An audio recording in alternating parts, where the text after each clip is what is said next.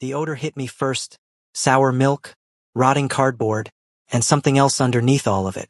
Something alive. I had been digging through the dumpster behind the grocery store on Mercer Street for about 10 minutes before my fingers touched something that was wrapped in cloth. My stomach was so empty it had given up growling an hour ago, and my hands were already numb from the cold November air. I figured it was a discarded jacket, maybe something I could layer over my thin hoodie. I pulled. The cloth moved on its own.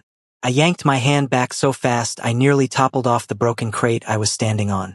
Then sound. A small, wet, gurgling sound. The kind of sound that has no business coming out of a dumpster at 11:30 at night on a Tuesday. I pulled the cloth back and there, blinking up at me with eyes the color of storm clouds, was a baby. A newborn. Wrapped in what looked like an expensive white undershirt. Tucked inside a damp cardboard box like someone had meant to throw him away. My whole body went cold, and it had nothing to do with the wind. You just found the story that will keep your heart racing all the way to the end. Hit that like button right now. Share this with someone who loves a good plot twist, and subscribe so you never miss a chapter, because this one is only getting started. I did not think. My body moved before my brain gave it permission. I grabbed the box, tucked it against my chest, and climbed down from the crate. The baby, he had to be a boy. Something in my gut just knew. Stared up at me with this unbothered expression, like he had been expecting me specifically, like he had put in an order and I had arrived right on time. Okay, I whispered. My name is Corin Vale. I am 22 years old. I am an Omega without a pack, without a home, without $1 to my name, and I am now apparently holding a baby I found in a trash bin. Okay, we're gonna figure this out. The baby blinked. I'm talking to you, I told him. You could at least look concerned. He yawned. His tiny fist uncurled and then curled again, and something in my ribcage did something it had never done before. Something that felt like a door swinging open in a house I had forgotten existed. I tucked the box under my arm and started walking. Now here is the part one have to explain before anything else makes sense. I had been in Calverton for 3 weeks. I had come from a small town 2 states over, running from a situation I am not ready to name yet, carrying a backpack with a change of clothes, a half-broken phone with no data plan, and exactly $42, which was now down to $11. Calverton was supposed to be a stopover, a place to collect myself, find work, get a little stable. What I had found instead was a city that chewed people like me up and spat us back onto the street corners. I knew what I was, an unmated Omega, no Alpha Cent on me, no pack mark, no secondary designation papers because I had never been able to afford the registration. In a city like Calverton, that made me invisible in the worst way. Not invisible like no one saw me, invisible like no one wanted to. The shelter on Pine had turned me away twice. The third time, the man at the desk had looked at me with this flat expression and told me the Omega wing was at capacity. He had said it the way you say something you have practiced so many times it has stopped meaning anything. So I slept in doorways. I ate whatever I could find. I stayed quiet and small and fast. And now I was walking down a dark street with a baby in a box. I found a 24-hour laundromat 4 blocks away. The owner, a heavy-set man named Pete who always had the sports channel on too loud, let me sit inside on cold nights as long as I pretended to be doing laundry. I had a single quarter I used for the same excuse every time. I put it in the machine with nothing inside and sat down. The baby had started to fuss. Just a little, this small, pinched sound in the back of his throat. I know, I told him. I don't have anything for you. I'm sorry. I looked at him more carefully in the fluorescent light. He was clean. Someone had wiped him down, wrapped him neatly. There was a faint scent on the cloth. Something sharp and controlled like pine and iron. Alpha scent. Strong alpha scent. The kind that came from someone with a very high rank. That was when I noticed the cloth was not just a shirt. Stitched into the inside of the collar, in letters so small you would miss them, was a symbol. Not letters, a seal. A circle with a crown over it and a single star inside. I had seen that seal before. On a building downtown. On a black car that had rolled through my block 2 days ago and made everyone on the street suddenly find something to look at on the ground. The Aldrin seal. My blood pressure dropped straight through the floor. The Aldrins were not the kind of family you read about in newspapers. You heard about them in whispers. You heard about them from people who had learned to lower their voices before they started a sentence. In Calverton, the Aldrins were the city. Not metaphorically. The docks, 2 of the hospitals, most of the buildings on the north side of downtown. And underneath all of it, in the parts the city didn't discuss in polite company, something much larger. And I was sitting in a laundromat holding one of their babies. The door to the laundromat opened. I did not look up right away because the rule on the street is that you never look up too fast. You look up slow. You look up like you belong wherever you are and you're just mildly curious about who walked in. So I looked up slow. There were 2 of them. Both tall. Both in dark clothing that was not quite casual enough to be casual. That kind of deliberate plain that costs more than it looks like. One was broad, with close-cropped dark hair and a jaw that looked like it had been drawn with a ruler. The other was leaner, younger, with eyes that swept the room the way you sweep a room when you have been trained to do it. Both of them were alphas. I could feel it before I could smell it, that pressure in the air that happens when high-rank alphas enter an enclosed space. Like the temperature dropped 2 degrees. They were looking for something. The broad one's eyes landed on me, then on the box in my lap. He was across the laundromat in 4 steps. I stood up so fast the box nearly tipped, and I grabbed it against my chest with both arms. "Don't," I said. The word came out steady, which surprised me more than it surprised him. He stopped, not because I had scared him. He stopped the way someone stops when an unexpected variable appears in a situation they thought they had mapped out. He looked at me, really looked at me, and something in his expression shifted. "Where did you find him?" he asked. His voice was low. Not loud low where someone is being threatening. Actually low, like the sound was coming from somewhere deep in his chest and was choosing its words carefully. "Dumpster," I said. "On Mercer." He was in a box. The leaner one made a sound. The broad one held up one hand without looking at him, and the sound stopped. "Is he hurt?" The broad one asked me. "I don't think so. He's been fussing a little but no cuts. He feels warm." I paused. "He needs formula. And a blanket. And whoever put him in that dumpster needs to be." I stopped myself. The broad one was looking at me with an expression I could not quite classify. Not threatening. Not grateful exactly. Something else. Something careful and unreadable. Like a door that was closed but not locked. "What is your name?" he asked. "What is yours?" I asked back. The leaner one made another sound, this time closer to a short laugh. The broad one said, "My name is Beckett Aldrin." The room got very quiet. Pete turned the TV up at the exact wrong moment and then turned it down again. "Corin," I said. "Corin Vale." Beckett Aldrin looked at me for a long moment. Then he looked at the baby. "That is my son," he said. I did not hand the baby over immediately. I want to be clear about that because later when people asked me what happened, and people did ask more than I was ready for, I wanted them to understand that I had reasons. The baby had been in a dumpster. He had been placed there deliberately. And the man standing in front of me was an Aldrin, which meant he had people around him who did things like put babies in dumpsters, and I had no way of knowing in those first 20 seconds which kind of person Beckett Aldrin was. So I held on. "Prove it," I said. Beckett Aldrin blinked. Slowly. Like the word had surprised him in a way that very few things surprised him anymore. "Excuse me?" he said. "Prove that he's yours. I'm not handing a newborn to a stranger in a laundromat at midnight. I don't care who you are."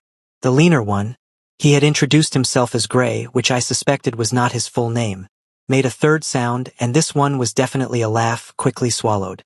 Beckett Aldrin reached into his jacket pocket and produced a photograph. He held it out to me. I took it carefully, keeping the baby against my chest with one arm. The photo was of Beckett, clearly taken earlier that day. He was wearing the same watch, standing in what looked like a hospital room. He was holding the baby. The baby had the same storm cloud eyes, the same unbothered expression. I handed the photo back. I still did not let go. "Who put him in the dumpster?" I asked. Something passed across Beckett Aldrin's face.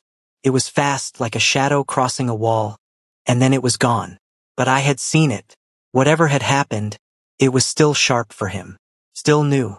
"That," he said carefully, "is a matter I am handling. That's not an answer." "No," he agreed. "It is not." We looked at each other. The dryer in the corner tumbled on its own from leftover heat. Pete pretended to wipe the counter. Then the baby grabbed my finger. He had been still for a while, just watching, and now one of his tiny hands had found my index finger and was holding it with that absurd grip that newborns have, all pressure and no coordination, like holding a small warm fist that has decided you are its anchor point. I looked down at him. He looked up at me, and I handed him to Beckett Aldrin. Slowly, carefully, watching Beckett's hands the whole time, and I noticed, in the moment of transfer, that his hands were steady but his breathing changed. Just barely. Just enough. Whatever this man was to the rest of the world, in this moment, holding this baby, he was just a person who had been afraid and was now a little less afraid. I stepped back. He needs formula, I said again. And warmth. His temperature felt fine, but it's cold out and that cardboard wasn't much insulation. I know, Beckett said. He was looking at his son. Okay, I said. I picked up my backpack from the floor. Good luck. I had gotten 4 steps toward the door when Beckett said, Wait. I stopped. I did not turn around right away. You stayed with him, Beckett said. You could have left him. You could have called the police and walked away. You didn't. He was a baby in a trash can, I said. What was I going to do? Leave him? Most people would have, Gray said, not unkindly. I turned around then. Beckett was looking at me with that same careful, unreadable expression. The baby had settled against his chest like he had been there before and was simply returning. Where are you going? Beckett asked. I opened my mouth to say somewhere specific, because you never tell people on the street that you have nowhere to go, the same way you never let them see the bottom of your bag when it's empty. But something about the fluorescent light and the lateness of the hour and the fact that I had just spent 20 minutes holding a stranger's baby in a laundromat made the rehearsed answer fall apart before it left my mouth. I don't know yet, I said. Beckett looked at me for 3 more seconds. Then he said, Come with us. This is the part where, in any normal story, the person says no. They back away, they give a speech about not getting involved, they make the sensible choice. I know that. I want you to understand that I knew that in the moment too. But I was $11 away from nothing. It was 31 degrees outside. And I had just held this man's son for 40 minutes and felt more like a person than I had in 3 months. So I went. The car was black. Of course it was. Everything about Beckett Aldrin was the color of something that had decided it didn't need to try. He sat in the back with the baby. Gray drove. I sat in the front passenger seat and stared out the window at Calverton sliding past. All wet pavement and orange streetlight. How old are you? Beckett asked from the back. 22. How long have you been in Calverton? 3 weeks. Where before that? Does it matter? A pause. No, he said. I suppose not. We drove in silence for a while. The baby made a small sound and Beckett made a quieter one back. This low, steady hum that was almost subvocal. It was instinctive. He probably didn't even know he was doing it. His name is Flint, Beckett said. I glanced back over my shoulder. Flint Aldrin. Yes, that's a good name, I said. I faced forward again. Strong. From the back, the quietest sound. Not quite a word. More like the beginning of one that changed its mind. I filed it away and didn't push. The building we pulled up to was not what I expected. I had imagined something dramatic. A tower, a gate, guards with radios. What we got was a townhouse on a tree-lined street in the North Quarter. Wide steps, dark brick, 2 planters on either side of the door that had the specific kind of dead plants in them that said someone had meant to replace them and kept forgetting. It looked almost ordinary. Almost. Inside was different. Not ostentatious. There were no gold fixtures or dramatic staircases, but everything was chosen carefully. Heavy furniture with clean lines. Bookshelves that were actually used. A large kitchen that smelled like coffee and something herbal. A man appeared from a side hallway. He was older, maybe 50, with silver at his temples and the kind of calm on his face that comes from having survived a long time in complicated circumstances. His name, I learned in the next 30 seconds, was Dr. Orrin Faust, and he had a medical bag with him and apparently had been waiting. He took Flint from Beckett with practiced hands. Right this way, he said to Beckett without looking at me. Then he looked at me. You're the one who found him? Yes. He held my gaze for a moment. You did well, he said simply, and carried Flint into the next room. This story is hitting different. Isn't it? Give it a like right now and share it with someone who appreciates a story that never goes where you think it will. Then subscribe because the next event is about to change everything you think you know about Corin and Beckett. I was left standing in the front hallway with Gray, who was leaning against the wall with his arms folded and looking at me with an expression that was more curious than hostile. "You're an Omega," he said. "Is that a problem?" "For this house," he considered. "Less than you'd think." "What does that mean?" Gray smiled. It was a lopsided smile that rearranged his face into something younger. "It means Beckett doesn't care about designation politics. He cares about whether you're a threat. You're clearly not. What makes you so sure? You had his son for 40 minutes and you fed him nothing but your own body heat," Gray said. "Threats don't do that." I didn't have an answer for that, so I looked at the bookshelf instead. There was a worn copy of a bird field guide sitting sideways on top of a row of thicker books. Something about it seemed out of place and therefore completely real. Beckett appeared in the hallway. "Flint is stable," he said. "Faust says he's healthy. Cold, hungry, but no harm done." He stopped in front of me. Up close, in better light, I could see he was younger than I had initially clocked. Maybe late 20s, early 30s at the most. There were shadows under his eyes that had nothing to do with tonight. "I owe you." "You don't," I said. "He was a baby. It's not a transaction." "I know it isn't. That's not what I mean." He looked at me steadily. "You have nowhere to stay tonight." It was not a question. He had heard my answer in the laundromat and had clocked it the way people who are used to reading situations clock things. "I'll find somewhere," I said. "It's 31 degrees. I'm aware." "There is a room upstairs," he said. "It's not an offer with strings. It's not an offer with expectations. It's a room with a lock on the door and a bed that nobody is using. You can stay tonight and leave in the morning. Or stay longer if you need to. The choice is yours." I looked at him. He looked back at me. He did not blink in the way that people blink when they're trying to look honest. He just looked honest, which is a different thing entirely and harder to manufacture. "One night," I said. "The room had a lock. I checked it 3 times. It was on the 3rd floor at the end of a hall with a window that overlooked the back of the building. There was a bed with clean sheets and a lamp on the nightstand and nothing else. I sat on the edge of the bed with my backpack in my lap. My hands were still a little cold from the night air. I thought about Flint. His fist around my finger, his storm cloud eyes, the weight of him against my chest. I thought about how easily I had held him, how it had felt less like a burden and more like something clicking into place. I thought about Beckett Aldrin's face when he took his son back. That shift in his breathing. The low hum he had made without knowing. I put my backpack on the floor. I lay down on top of the covers because I was not quite ready to trust the sheets yet. I was asleep in 3 minutes. I woke up to the smell of coffee and the sound of a conversation happening 2 floors below me, muffled by walls and carpet but present. 2 voices, low and serious, with the particular rhythm of people who had been arguing the same argument for long enough that it had become a kind of language between them. I lay still for a moment and did the math. I was in the home of a man who ran organized crime in Calverton. I had found his newborn son in a garbage bin. I was an unmated, unregistered Omega with $11 and a broken phone. These facts did not arrange themselves into anything that looked like safety. And yet I had slept. Actually slept, the kind where your body gives up fighting and goes all the way under. I could not remember the last time that had happened. I got up, used the bathroom down the hall, and went downstairs. The kitchen was occupied by 3 people. Beckett, Gray, and a 3rd man I had not seen before, tall, with red hair and a guarded expression, sitting at the far end of the table with a tablet in front of him. He looked up when I walked in and did not smile. Beckett was standing at the counter. He turned when he heard me. "Coffee?" he asked. "Please," I said. He poured it without asking how I took it, which meant he was guessing. He handed me a mug, black, and I took a sip and it was exactly right, which said something about either instinct or luck.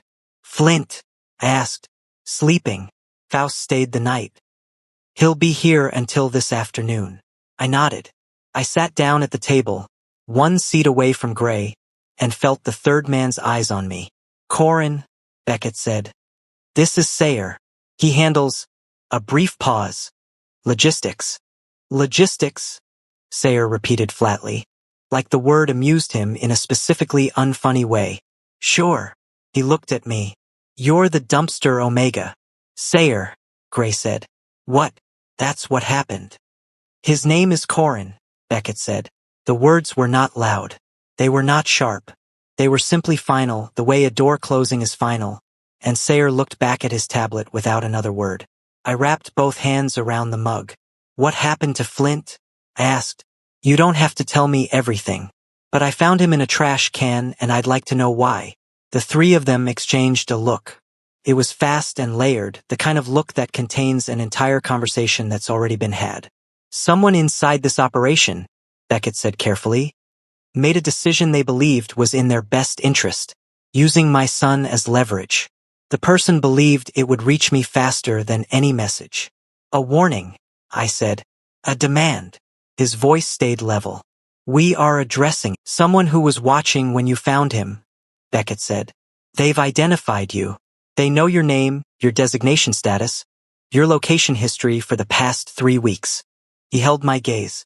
They have contacted me to say that if I do not meet their terms, they will use you as a secondary pressure point. The room was very quiet. I've been here for 15 hours, I said. I know. I found a baby in a dumpster, and now someone wants to use me as leverage against the Aldrins. Yes, that is the most absurd sequence of events I have ever been part of, I said. Beckett looked at me. You are taking this very calmly. I'm not calm, I said. I'm processing. There's a difference. I picked up the coffee mug that was now cold and held it anyway. What are the terms? That's not your concern. Someone just made me their concern, I said. That makes it my concern. He was quiet for a moment. Then, they want access to a shipping route. I'm not going to give it to them. Which means you need to deal with it fast, I finished. Before they do something with me. Yes. And in the meantime? In the meantime, Beckett said. I would prefer you stayed here. I looked at him. He looked back. The book was between us on the table with a page turn sitting unfinished at a sketch of a red-tailed hawk. Not as a prisoner, he added. Not as a... I know, I said. I heard you last night. A pause. Okay, I said. I'll stay. The story just flipped and Corin has no idea how deep the rabbit hole goes. Smash that like button right now. Share this with someone who needs a story that keeps them on edge. And subscribe because the next twist is something nobody is going to see coming. That night, I put Flint to sleep. Beckett had been in and out of the room. He kept coming to check, hovering in the doorway, hands in his pockets. But every time he tried to settle Flint himself, the baby would start that pinched, rehearsal complaint sound. The moment I took Flint back, silence. I don't understand it, Beckett said. Omega calm, Faust said from the corner, not looking up. Corin produces a natural settling scent, common in unbonded omegas around newborns. Your son is simply responding to it. Beckett looked at me. I looked at Flint. I can stop, I said. If it bothers you. It doesn't bother me, Beckett said. He said it fast, which meant it was true. I put Flint down in the bassinet Faust had produced from somewhere in the house, and the baby stared at the ceiling for 30 seconds with the focused expression of someone deciding whether to file a complaint, then closed his eyes. Beckett stood in the doorway a moment longer. Thank you, he said. You're going to stop thanking me, I said. It makes me feel like I'm a service. What would you prefer? I thought about it. Ask me something, I said.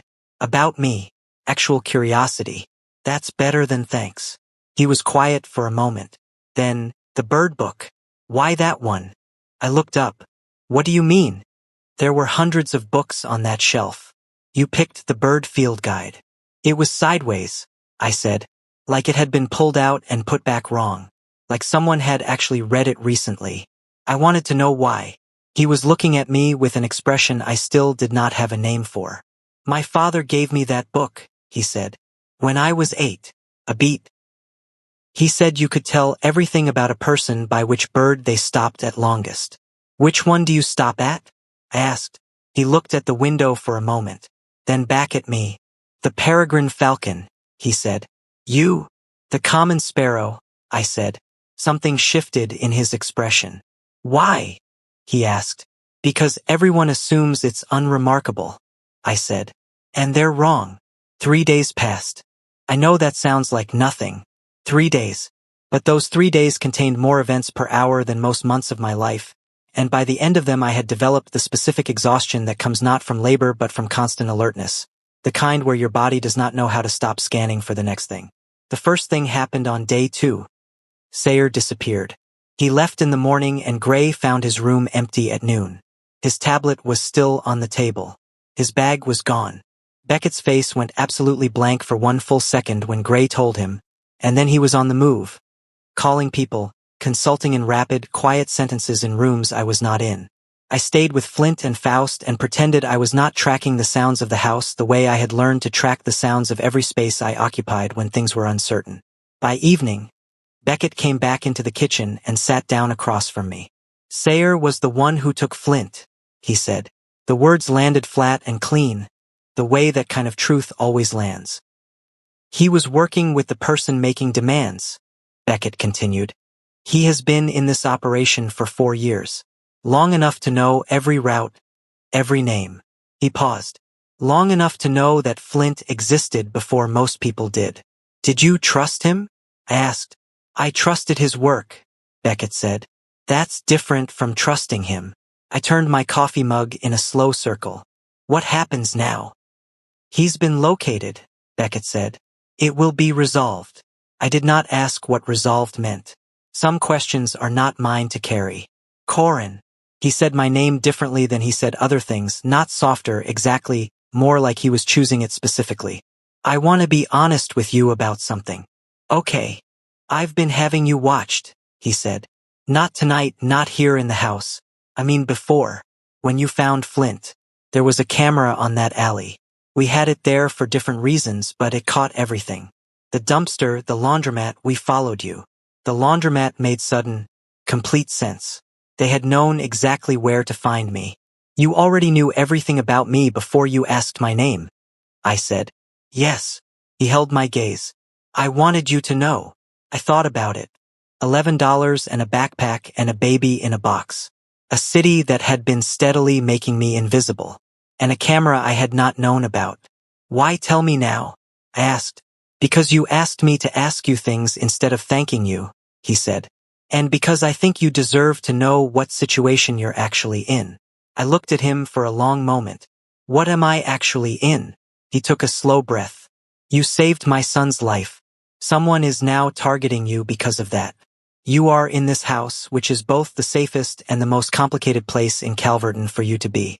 And, he stopped. And, I said. And I have been unable to stop thinking about the fact that you chose the Sparrow, he said. The kitchen was quiet. Faust was not in this room. Gray was somewhere upstairs. It was just us and the sound of the heater and the distant, occasional sounds of Flint, who was apparently running his own schedule regardless of human drama. That's a strange thing to say, I told Beckett. I know. You run organized crime in a major American city, I said. I know. I have $11. I know. And you are telling me you can't stop thinking about a Bird Book comment. Yes, he said. He said it completely without apology, which was somehow the part that made it land. The second thing happened on day 3, and it was worse. I was alone in the upstairs hall when I heard the back door. The one people came through when they were not using the front. I heard footsteps that were not Gray's or Beckett's. Wrong rhythm, wrong weight. I had learned the weight of everyone in this house over 3 days the way you learn the sounds of a space you're trying to survive. I backed into the alcove by the linen closet and went still. 2 men came up the stairs. They were not from this house. They had the look of people who had been sent rather than people who had arrived. They went to the room where Flint was sleeping. Everything in me went into a very particular gear. Not fear, not rage, something older and faster than either of those. I moved before I made a decision. I went down the hall ahead of them, silent on the carpet, and I was inside the room with Flint and the door pulled mostly closed behind me before they reached the top of the stairs. I picked up the baby. He opened his eyes and looked at me. Quiet, I whispered, and I meant it as a request rather than a command, and he seemed to understand it as such because he stayed still. I had my back against the wall by the window when the door opened. The first man looked at me. He looked at the baby. Give him to us, he said. And you don't get hurt. You already used that script, I said. Someone already tried the baby leverage approach this week. It didn't work then either. He stepped forward. The window behind me had a fire escape. I had checked it on my first night, old habit from years of sleeping in places you might need to leave fast. I had checked the latch. I knew it opened. I did not run. I did not need to, because the door opened again behind the two men, and Beckett Aldrin was standing there with Gray. The two men turned. What happened next lasted about 45 seconds. I am not going to describe it in detail. I will tell you that neither Gray nor Beckett raised their voices. That it was efficient in the way that things are efficient when people have rehearsed them. And that when it was over, the two men were in the hallway and Beckett was standing in the doorway looking at me. I was still holding Flint. Flint was still looking at me with his storm cloud eyes. You didn't run, Beckett said. The fire escape was right there. I said. I know. I thought about it, I said honestly. But I wasn't going to take Flint onto a fire escape in November if there was another option. Beckett crossed the room. He stopped in front of me, close enough that I could feel the warmth coming off him, the steadiness of him. He reached out and took Flint, and his hands brushed mine in the transfer, and we both went very still for a moment. You keep saving him, Beckett said. He keeps needing it, I said. Corin. His voice had changed. Still low, still careful, but there was something underneath it now that had not been there before. Something that had been building for 3 days in coffee mugs and bird books and fire escape calculations. I need you to understand something. Tell me, I said. I don't say things to fill space, he said. I'm not. I don't do that. So what I'm about to say, I've thought about, and it is not a pause, rare for him. It is not gratitude or obligation. I want that to be clear. Okay, I said quietly. I want you to stay, he said. Not until the threat is resolved. Not until Flint is older. I want you to stay because this house has been. He stopped. Started again. Because you picked the sparrow and you feed my son and you stood against a wall with him instead of running. And I have not felt. Another stop, this one longer. I have not felt like this house was actually inhabited in a long time. And it does now. The heater ticked. Flint made a small sound. I looked at Beckett Aldrin. This impossible, complicated man with his steady hands and his bird book and his city of shadows underneath a city of lights. And I said, ask me to stay. He blinked. You told me what you want, I said. I'm asking you to actually ask. He looked at me for a long moment. Will you stay, Corin? He said. Yes, I said.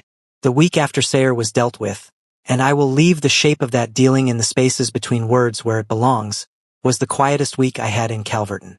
Not quiet like empty, quiet like full in a way that does not need noise to prove itself. I learned the house, the way the second stair from the top creaked in the middle and was silent on the left side. The kitchen window that fogged in the morning so that Calverton outside looked like a painting of itself. The shelf in the study where Beckett kept the books he was actually reading, as opposed to the shelf he kept for appearances. The appearance shelf had matching spines and even spacing. The rail shelf was jammed and doubled and had a coffee ring on the middle section that nobody had wiped away. I learned Gray, who was Beckett's cousin and had been with him for 7 years and had the specific kind of loyalty that comes from choosing someone over and over again rather than simply being assigned to them. Gray made terrible eggs and excellent playlists and had a habit of leaving single socks in communal areas that baffled everyone including himself. I learned Faust, who was not as old as he seemed and not as calm as he performed and had a specific tenderness around Flint that told me the doctor had loved people before and had learned to funnel it sideways into medicine. And I learned Beckett. Slowly. In pieces. The way you learn someone who has spent a long time building careful walls. Not because they are cruel or cold, but because the things on the other side of those walls got hurt once and they decided the walls were the kindest option. He was up before anyone else in the mornings. I found this out on my 4th day in the house, when I woke at 5:30 from a habit I had developed sleeping outside. The pre-dawn light shift that used to mean I needed to find somewhere else to be before the morning foot traffic arrived, and came downstairs to find Beckett at the kitchen table with coffee and a legal pad, writing in a hand that was small and precise. He looked up. You're up early, he said. Old habit, I said. He looked at me steadily. He knew what old habit meant. Sit down, he said. It was not a command. It was an invitation phrased simply because Beckett did not know how to make invitations elaborate. I sat. He poured me coffee. We sat in the early quiet of the house. Two people who had both learned that the pre-dawn hours belonged to whatever you actually were rather than whatever you performed, and we did not talk for a long time. It was the best conversation I had ever had. On day 8, I got a shock. Faust came to find me in the study. I was rereading the bird guide, making notes in a small pad I had found, and said, with his particular measured calm, "I need to tell you something about Flint." I put the book down. "He is healthy," Faust said immediately, because he was a doctor and he understood that those words needed to come first. Completely healthy. "But there's a result from his newborn panel that Beckett wanted me to discuss with you." "With me?" I said. "I'm not. Corin." Faust sat down across from me. "Flint's designation markers are beginning to show. Very earlier than usual. It happens sometimes in high-rank bloodlines." He paused. "He's presenting Omega." I stared at him. "In the Aldrin line," Faust said carefully. "An Omega heir has not been born in 4 generations. He chose his words, significant, to certain people. The kind of people who decided that an Omega heir was a vulnerability rather than a person. The people who put him in the dumpster," I said. "Among others." I sat with this for a moment. "Does Beckett know?" I asked. "He's known since yesterday afternoon," Faust said. "He asked me to tell you because he—" Faust paused and something almost like a smile crossed his face. "Because he said you deserve to know from someone who would give you the facts without the politics." I thought about Beckett choosing to tell me through Faust. Choosing the cleaner path. Choosing to give me facts instead of framing. "Is that why he wanted me to stay?" I asked. "Because Flint's an Omega and I—" "No," Faust said. He was firm about it, the way a doctor is firm about something they have observed clinically. "I've known Beckett Aldrin for 11 years. I have watched him make decisions. The decision about you was made before we had these results." He met my eyes. "I want that to be clear." I found Beckett in the back courtyard. It was a small space enclosed by the townhouse on 3 sides, with a single bare-branch tree in the center and a bench that had seen better winters. He was standing by the tree with his hands in his coat pockets, looking at nothing in particular. I walked out and stood beside him. "Faust told me," I said. "I know. About Flint." "Yes." We stood beside each other in the cold for a moment. "I want to ask you something," I said. "Ask," he said. "The first night. In the laundromat. When you walked in, you already knew Flint was there from the camera. You knew I was the person who had found him. You came specifically." I turned to look at him. "But you let me make you prove it. You let me hold on. You could have just—" "Taken him," Beckett said. "Yes." He was quiet for a moment. "You were protecting him," he said. "With $11 and a broken phone. In a laundromat at midnight, you were protecting my son from me. From a stranger. Because you did not know if I was safe." He looked at the tree. "I was not going to take him from someone like that. Not without earning it." I stared at him. "You passed the test," he said. "In case you were wondering." "What test?" I said. "The test of whether you were protecting him for him," Beckett said. "Or for yourself." He turned to look at me. "You've never asked me for anything. Not once. Not money, not protection, not status. You found an Aldrin heir in a trash bin, and your first move was to make sure he was warm. The tree branch above us had a single dried leaf still attached, hanging on by pure stubbornness. I didn't know he was an Aldrin heir," I said. "You found out within 20 minutes, Beckett said. "You still didn't ask for anything." "I asked for coffee," I said. Something happened to his face. That flicker of the match again, except this time it stayed lit a half-second longer. "Corin," he said. My name, in his voice, the way he said it specifically. "I need you to understand that what I'm about to say is not gratitude," I said. "Not obligation." "I know. Not gratitude," he confirmed. "Not obligation." He turned fully toward me. "I am not good at this. I want to be honest about that up front. I have spent a long time treating proximity as a danger and distance as a virtue, and I am, the tiniest stutter barely there, I am aware that those habits are not just walls, they are also cages. For me. Not only for the people He stopped. "Keep going," I said quietly. "I don't know how to do this correctly," he said. I know how to run an operation. I know how to read a room. I know how to keep people safe. I do not, his jaw moved.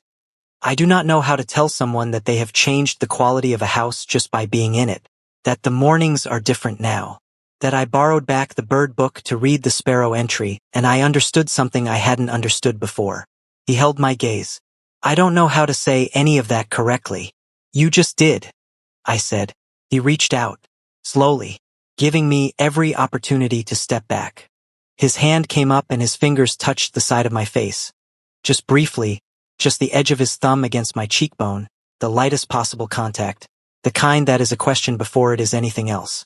I leaned into it, just slightly, just enough for him to feel the answer. He exhaled. I don't know what this is yet, he said. I want to be honest about that too. I know what it is, I said. Tell me, he said. It's the beginning, I said. That's all it has to be right now. Flint came home to this house.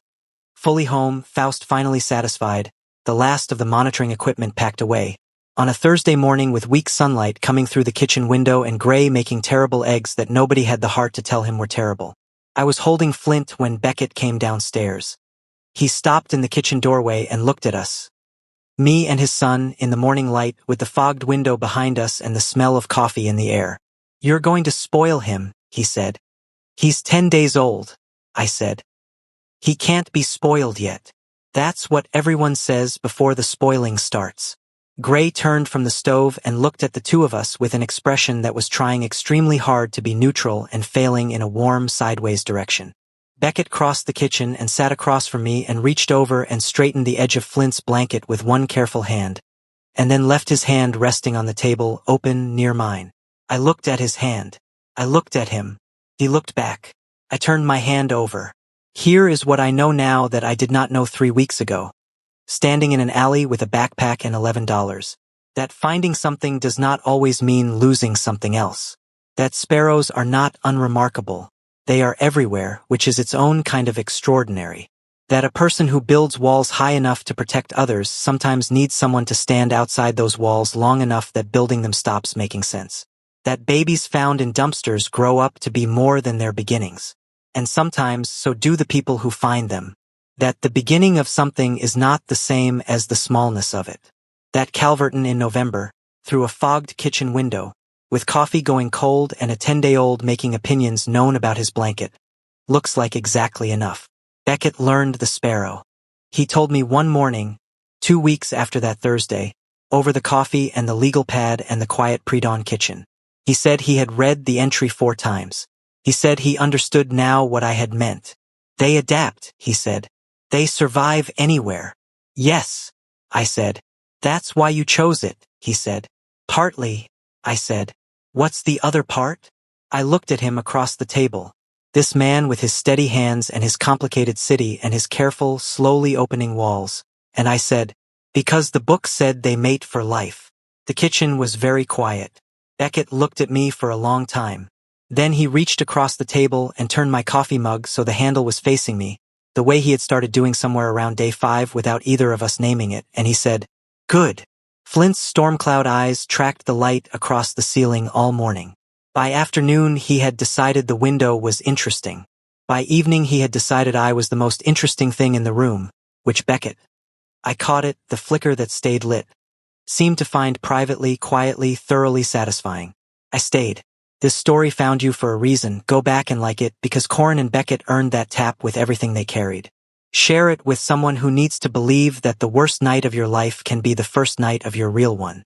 Subscribe and turn on notifications because the next story drops soon and you will want to be here from the very first word. Corin didn't just save a baby. He found his way home, and that kind of story deserves to travel far.